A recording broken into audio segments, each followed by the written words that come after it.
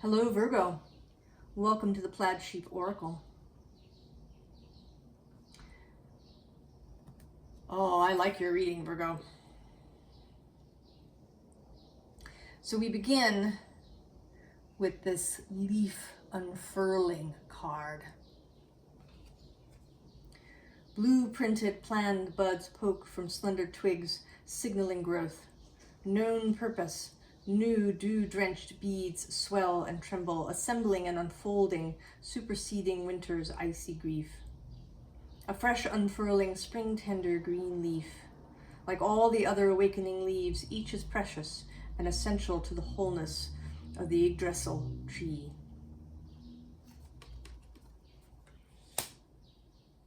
It's one of my favorite things in the spring. Watching the leaves unfurl, open up from their tiny little buds.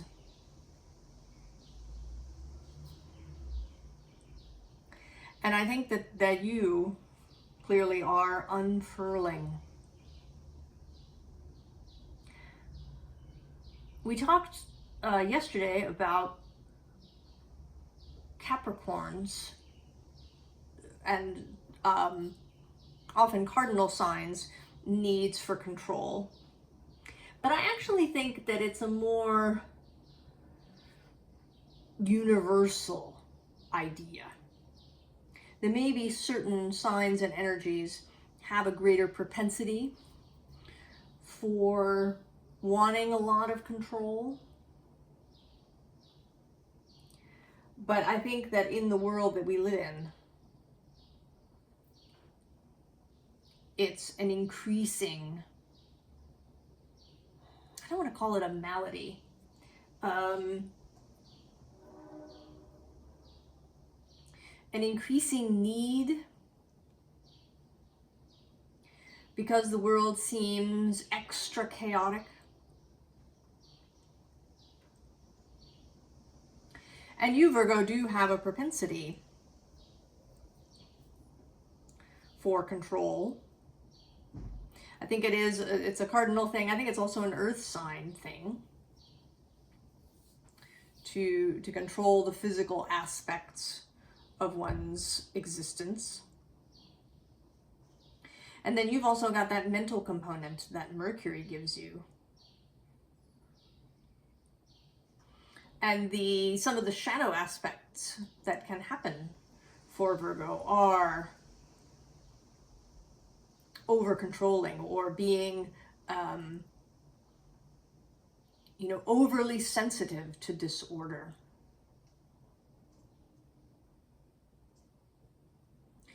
And I've often thought about that in the context of myself. I remember working in a place that had it was sort of a bookstore cafe, and the tables by the end of the day in the cafe would get all sort of mixed up. Because people would come and maybe they were a bigger group and all the tables were small, so people would put tables together and then they would get moved apart. So by the end of the day, the tables were, not really lined up in any way. And this sort of bothered me. I sort of liked them lined up. And I had a coworker who, she couldn't even see it.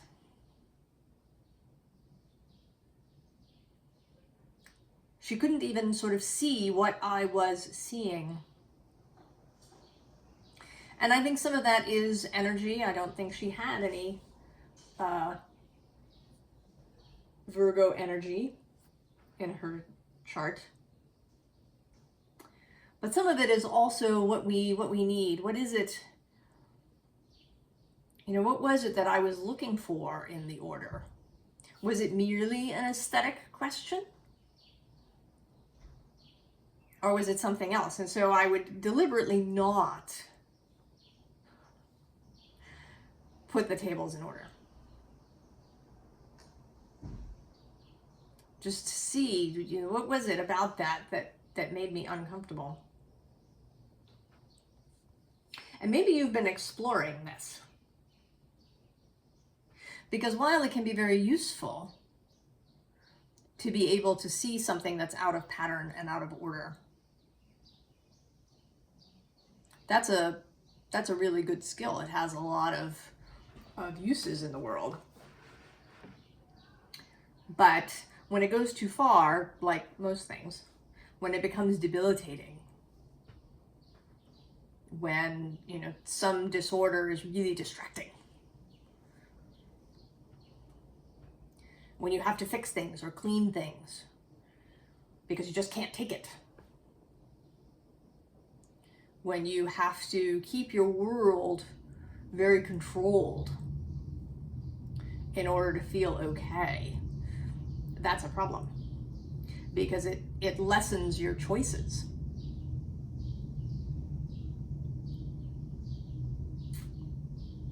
And I think, Virgo, that what you are doing is, if you had any of that, to any degree that you found yourself at all restricted by your own need for order or control, or things to be in a very particular way,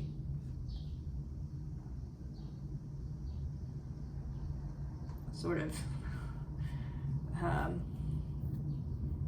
Felix Unger kind of energy, I think that you are finding your way out of that, because we begin with the Queen. And this is absolutely you. I put this deck down with the card up, and there you were. So she is particular. She does know how she wants things. She has her own opinions. You know, her throne room is going to be set up to her specifications. But she's not chained to that. She has flexibility. She can alter her arrangements. She can live with things being turned upside down periodically without losing her own solidity and security.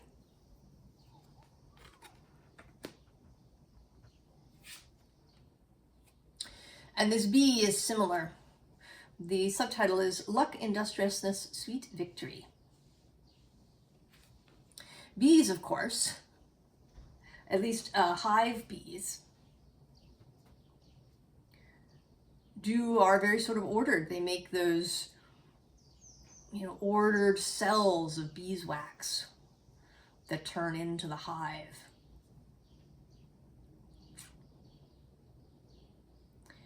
So there is this ordering, but they're also flexible.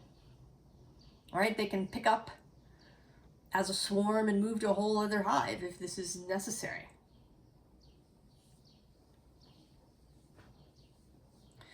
They can deal with invaders when they show up. They can choose all sorts of different flowers, different sources of nectar. They're not bound by particularity in that way.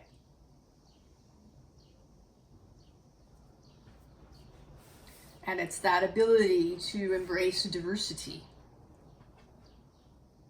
and be flexible that is part of their success. So you are releasing this burden that you may have had to keep things just so. And that doesn't even necessarily mean that you were, you know, hyper ordered. It could be that your workspace is very disordered, but that it is just so, that you would know if somebody came and moved something in your room, even if it looked like a mess to outside eyes.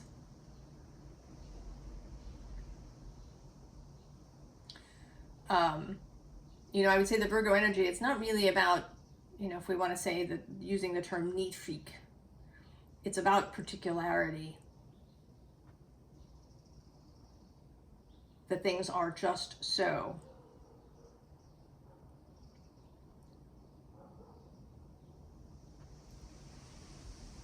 And sometimes that comes out in neatness and in order, in the sort of spreadsheet kind of idea. but not always.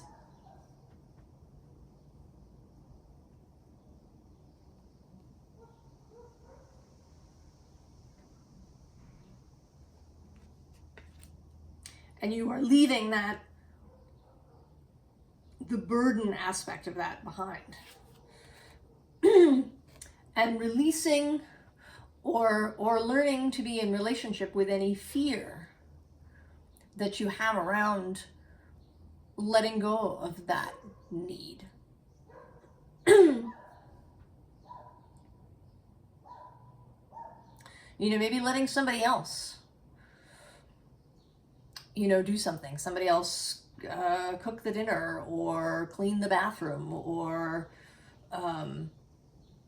you know, weed the garden or, you know, whatever it is. And not, you know, feel a sense of fear around that. Because it can be. You know, things can be bigger than they appear. You know, someone looking in from the outside would say, well, you know, what does it matter if somebody else weeds the garden? But all these things are connected to something from those very early years of our life. That maybe there was some aspect of your very early childhood that felt very much out of control. That felt very much not just so. That you felt like you had no agency. And then when you re-encounter this, it can feel much bigger than the circumstances would imply. And maybe you've discovered some of the causes, perhaps. Or you've come to understand that even if you don't remember what it was, that you can work with it now.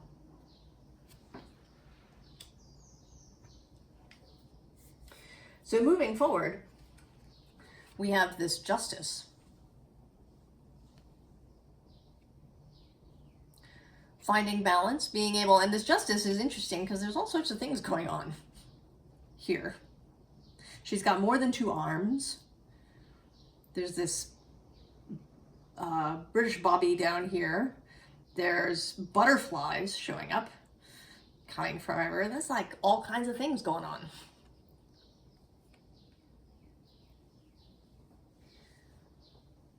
To be in the middle of disorder or chaos or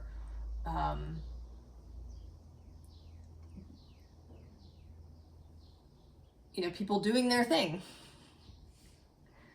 and to feel okay about that, to feel personally in balance, to not need the outer circumstances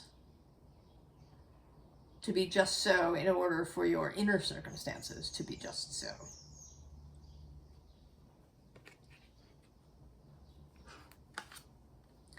And so we have here this 6 of Swords, and it's sailing right into the Tower.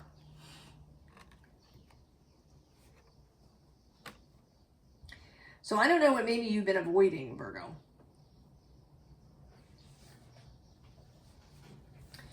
If it's a conversation with someone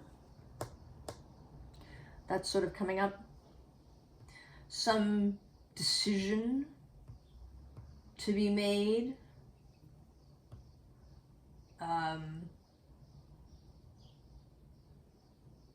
some action that is going to upset the apple cart.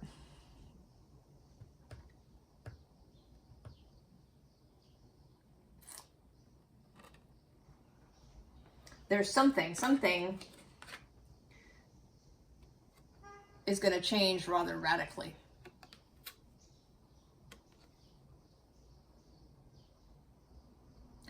And in this particular tower, I sort of have this sense of growth, actually, and with this leaf unfurling.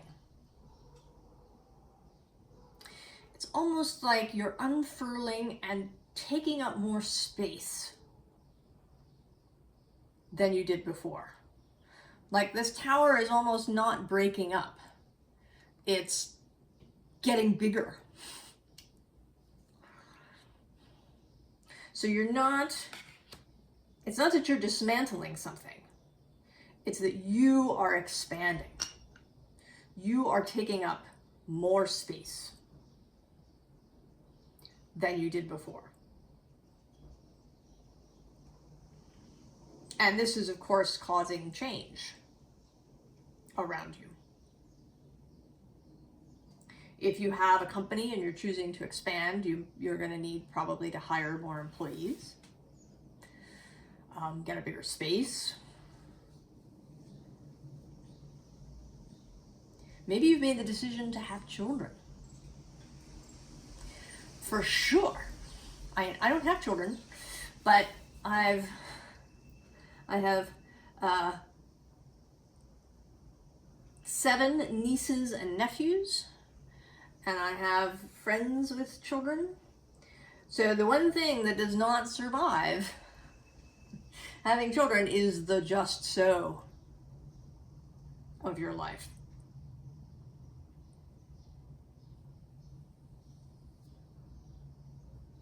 And you do take up more space when there's, right, your family grows. It's the family takes up more space in the world.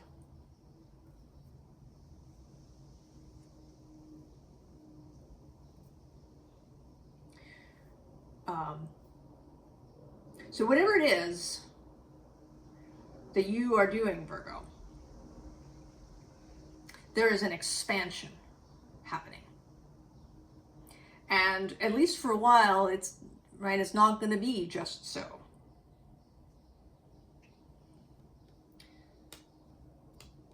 Certainly leaves on trees grow in patterns. You know, if a tree has leaves that grow on alternately, that's how they're going to grow. But, you know, we don't necessarily know how many leaves will appear on a particular branch, when a new branch will grow, when a branch will become surplus because the sun doesn't reach the leaves, and then the tree will release that branch.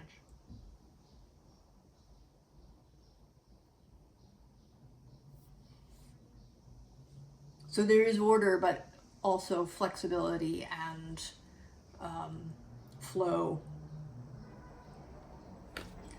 And there you are, in flow, Virgo. Throwing off fears, burdens, other people's expectations, because that's another thing, isn't it? If one has been Virgo-ish for a while and people come to expect it, it can feel really uncomfortable to break those expectations. To no longer be the reliable one. To say no. I don't want, no. Go find somebody else to help you with that.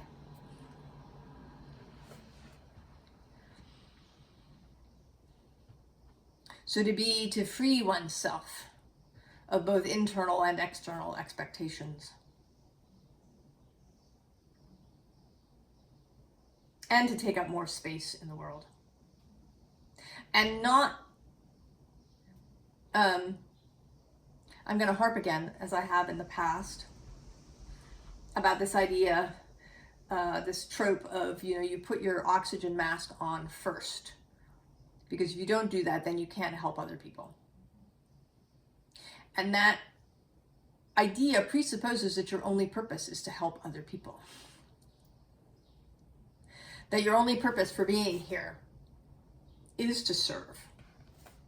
And certainly Virgo has a deep love of service. But you are worth the oxygen mask just because of you. Not because you're going to help the person next to you, but for you. And that's a taking up space thing. All right, that person next to you is also worth their oxygen mask.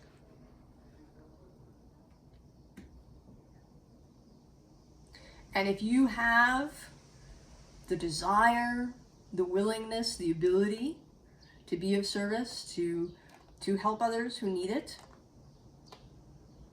well, you go. But this is not an obligation of being human. It's not. We are in relationship to each other. We are a community. And a community works best when we are kind and generous to each other.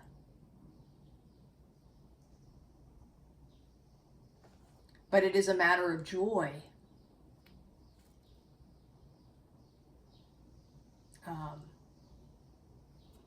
A matter of togetherness, not a matter of obligation,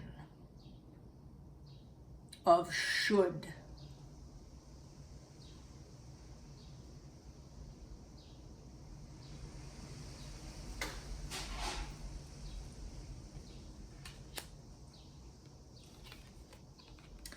And so I see you here approaching something that perhaps seemed daunting in the past. You know, if you were wanting a house and somebody offered you this sort of skeleton of a house, that would be like a big job to put up all the walls and the roof and right? It seems like a big job. And it may have seemed daunting in the past. But now, you're ready for it.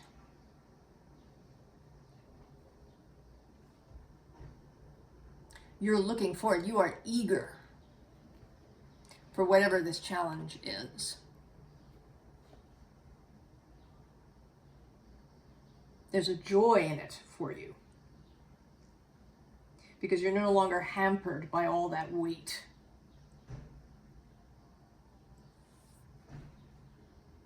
Of needing everything in the world to be just so before you can move.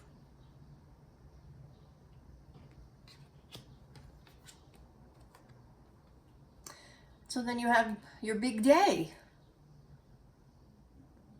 And here, this, this red dress of passion, heart-based choices, and she's even got red hair. But also this animal nature she's got going with her fishtail. The other Virgo thing is the body. And I think a shadow aspect, sort of a Virgo in the body, is that one can become too strict with it. I have to run X number of miles, or I have to do X hours of yoga each week, or I can only eat these things. I can never have that.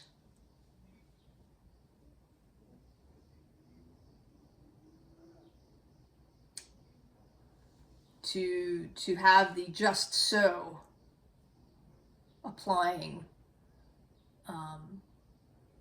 even to your body.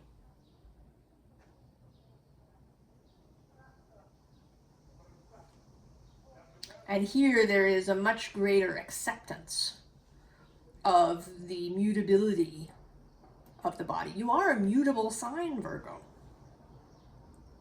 I think it isn't always obvious because you are very earthy. But there is an ability, and I think this ability exists in all earth signs, even though they feel more substantial and fixed, to change and to be more comfortable with change and with things being very mutable. The body has processes. It has cycles. You may not be able to run X number of miles every single day of the year. That it's different in winter versus summer. That some days you need more rest. That you can't, that your body isn't a bunch of numbers. It's a living space. So I think you're coming into a greater comfort with that as well.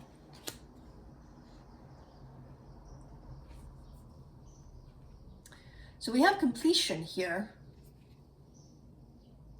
And I think this is actually more about a commitment. I think you've made a new commitment, Virgo, to your own wholeness, to expressing all of yourself. The Virgo bits, the Pisces bits, the Gemini bits, the Capricorn bits.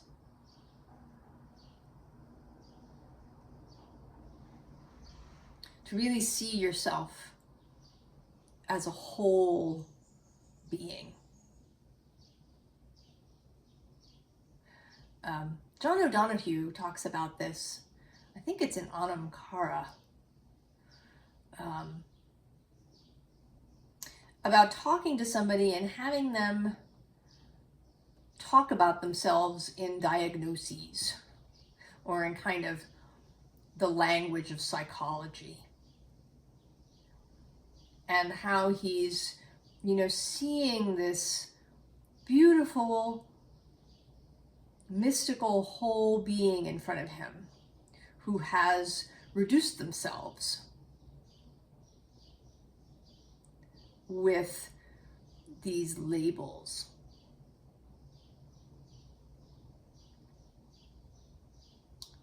With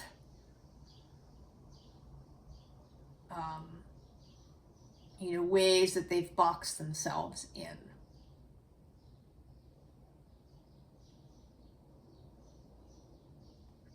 So you are a whole being. You have so many different facets and skills and gifts and, and even ways of being. That if you just sort of allowed it for yourself, you might find you're different in spring than you are in fall. Not radically different. Not as if you were, somebody else entirely.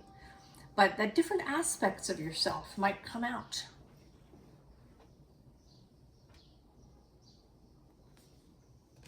At different times. And I think you are becoming comfortable with that.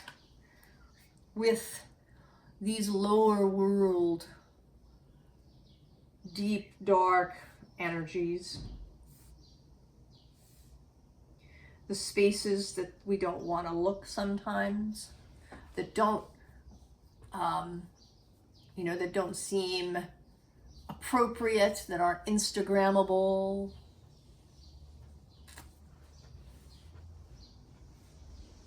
And you're becoming comfortable with them. You've spent time here now. And you realize that it's not anything to fear. It's all you, Virgo.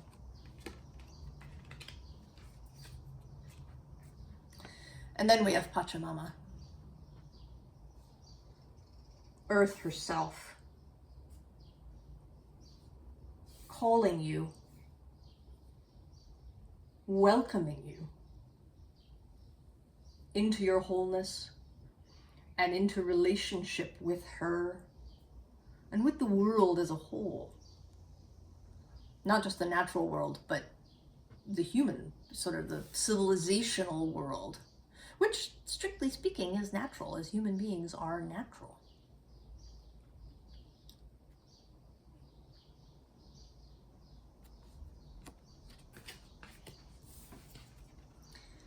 And then here you are coming out of the sweat lodge. Coming into the world, coming to take up space. And one of the other things that came out was a quote by Kesey, who is an author. He was the author of One Flew Over the Cuckoo's Nest.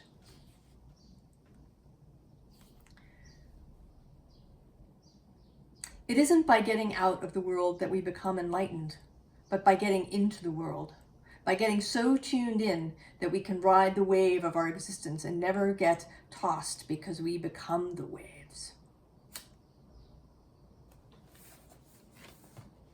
And Ken Kesey was a Virgo sun.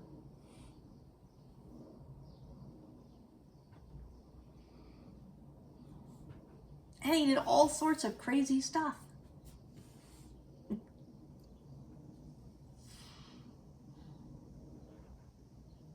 He was part of a whole psychedelic movement. They did acid tests all across the country. At one point, he got arrested for marijuana possession and he faked his suicide to get out of it. But it didn't work, so he got caught and he spent 6 months in jail.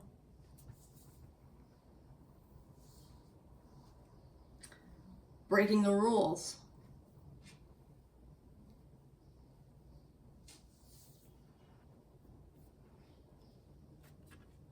So here you are.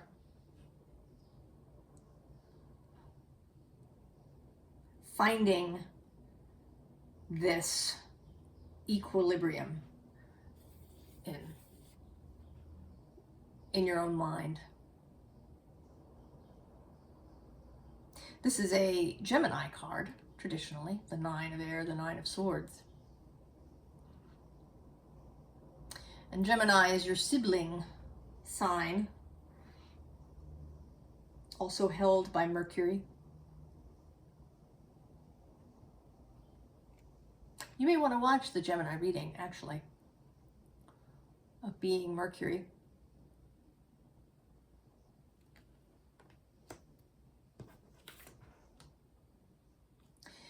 And here, as this 3 of Earth, I think you are losing, you know, she looks, at least in this bottom part, as if she's a statue made out of stone.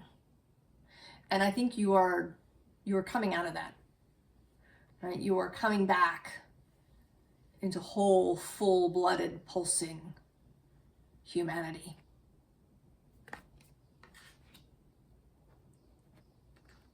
And then this beautiful 8 of Earth, which is your card, Virgo.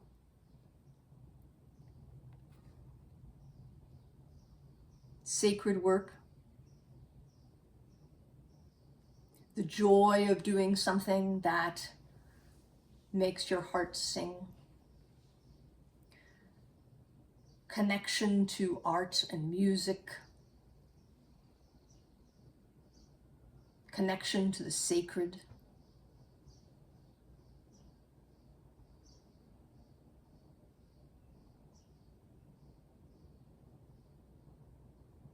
Doing a thing, doing things just so because you love it, because it lights you up, and not because you think you have to.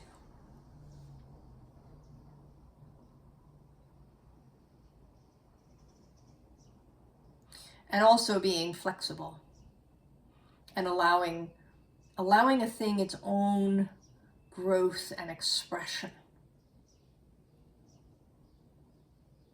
Allowing a project or a job or a child or a garden its own voice. Working with, in relationship to a thing, rather than in control of it.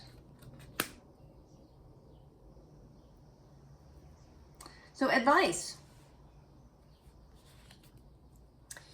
Interestingly, we come out with Taurus.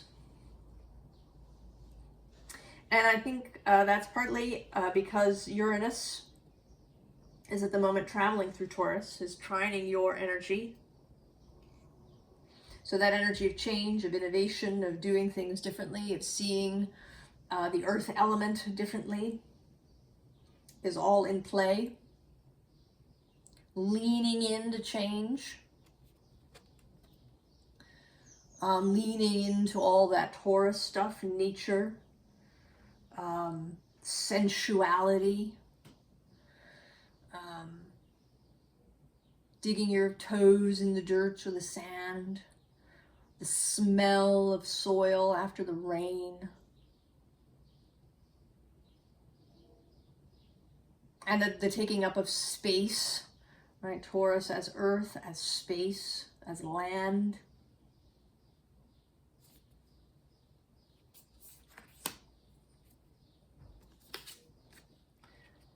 And then the North Node, move towards what calls you.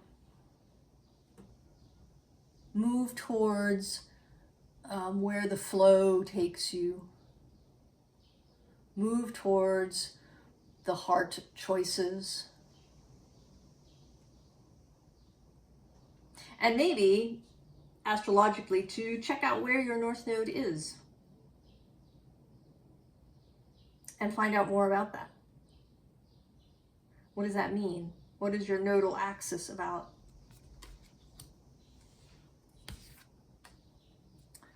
Third house, communication.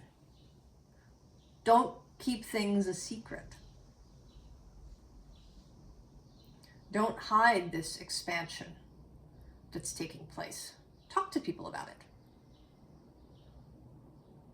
Because you are in connection with people, and when you make changes, it is going to affect other people. Especially if you have intimate people who live with you or who, work with you if it's a business expansion. Be clear, be open in your communications with people.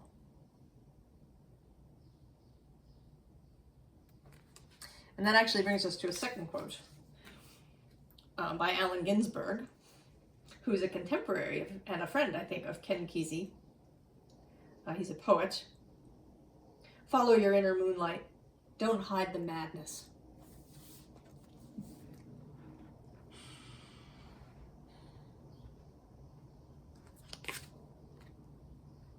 And then progressions. Allow yourself to change, to progress. To not be rigidly fixed to some vision that you had. Even the natal chart, it's a beginning, an opening, but it's not a prison.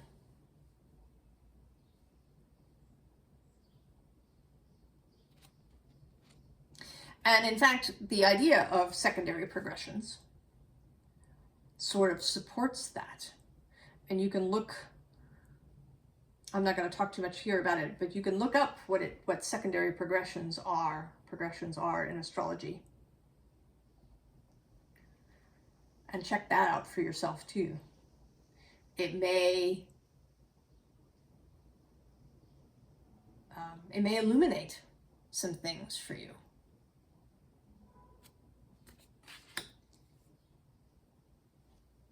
So Virgo, I think you're doing great.